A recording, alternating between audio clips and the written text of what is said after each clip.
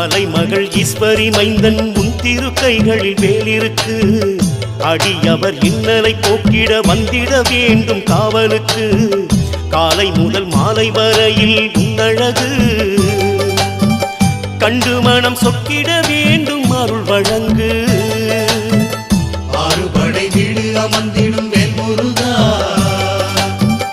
ஆதி அந்தம் யாவும் கடந்தவன் ஞான வேலகுமரா.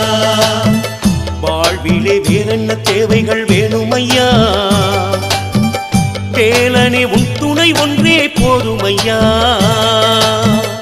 ஆறுபடை வீடு அமர்ந்திடும் வேல் முருகா,